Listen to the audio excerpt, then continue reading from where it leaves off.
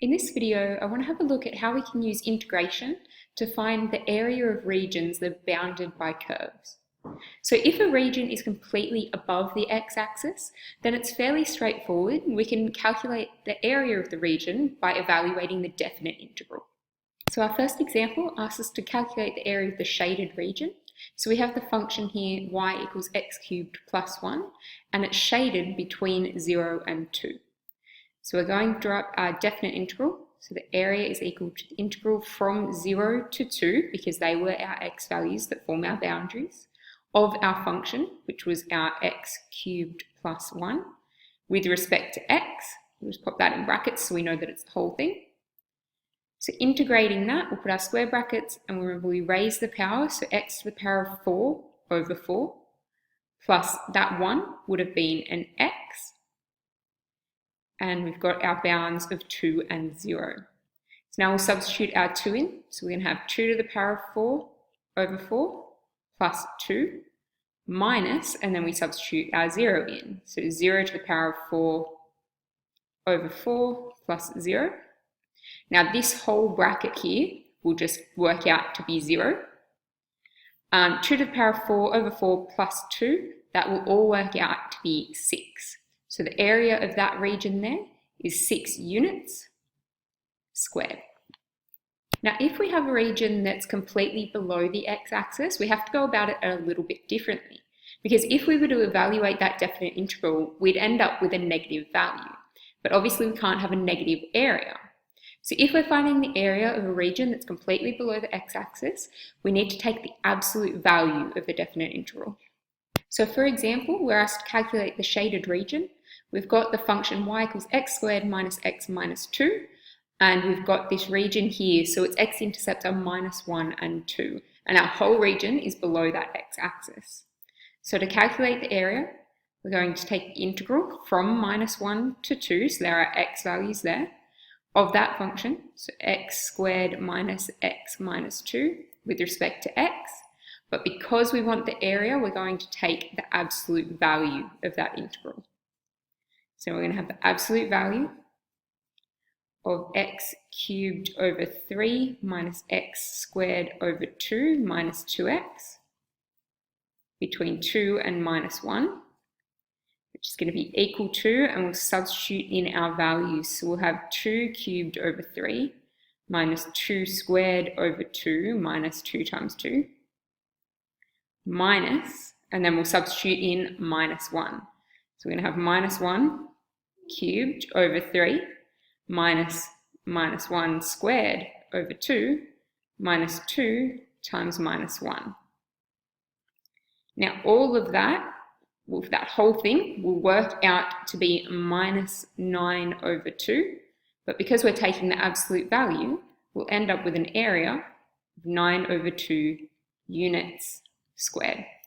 So if we have a region where part of the region is below the x-axis and part of it's above the x-axis, we're going to have to split it into multiple regions and evaluate multiple different integrals. For our last example, we've got the function y equals x cubed plus x squared minus 2x, and we can see that it has x-intercepts of minus 2, 0, and 1.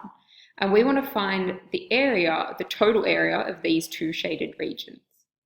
So because this one is under the x-axis, we're going to have to find the absolute value of the integral for this section, and then we find the integral for this section and add it on. So to find our area, it's going to be quite, wrong button. It's going to be quite a large calculation.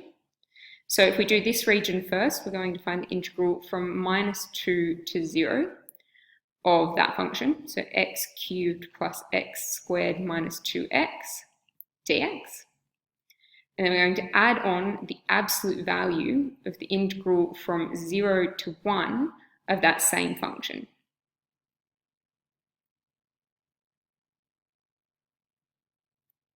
So now we need to evaluate both of those integrals. So when we find the primitive function of that, it would be x to the 4 over 4 plus x cubed over 3 minus x squared from 0 to 2 plus the absolute value of that same thing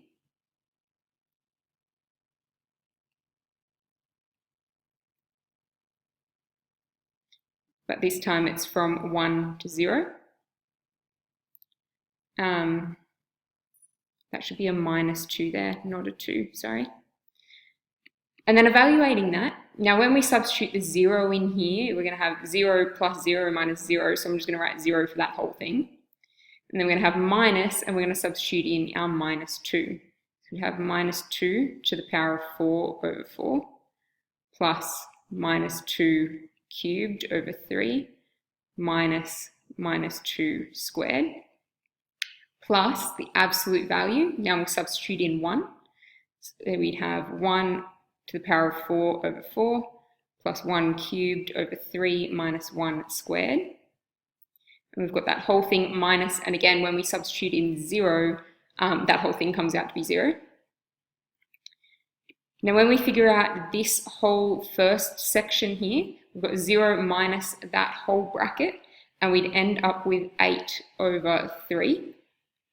And then we'd have plus the absolute value of minus 5 over 12. So that whole section in there gives us minus 5 over 12. But of course, because it's the absolute value, we're going to have 8 over 3 plus 5 over 12, which ends up giving us 9 over 4 units squared as that total area. One last thing that it's always important to look for is to see whether our function has odd or even symmetry. If it does, we can often use it to make our calculations a little bit more simple. So we have looked at even functions before. So if we call that f of x, for example, if we wanted to find this region here, the area of this region here, from -3 and 3, so that shaded area there. There's two ways we could do that. We could find the integral from -3 to 3 of f of x with respect to x. And that would find our area. That's perfectly fine because nothing's below that x-axis. It might be easier though, instead, to do 2 times the integral from 0 to 3 of that same function. And we can do 2 times because this area over here is the same as this area over here. But 0 is usually a little bit easier to substitute in than -3 is. It's a little bit different with an odd function. So again, say if that went from -3 to 3, and that's f of x, and we want to find the area of the shaded region. If we did just find the integral from -3 to 3 of f of x with respect to x, that would end up just giving us 0, because this region here cancels out this one. And that's not what we want, because we want the area, and obviously the area that's shaded in there isn't nothing. There is an area that's shaded. So looking at what we were doing earlier in the examples, we could find the integral from -3 to 0 of f of x dx, and the absolute value of that, plus the integral from 0 to 3 of f of x dx. What's a little bit easier though is because we know this area is going to be the same as this area, we could have 2 times the integral from 0 to 3 of f of x dx. So it can make our calculations much simpler.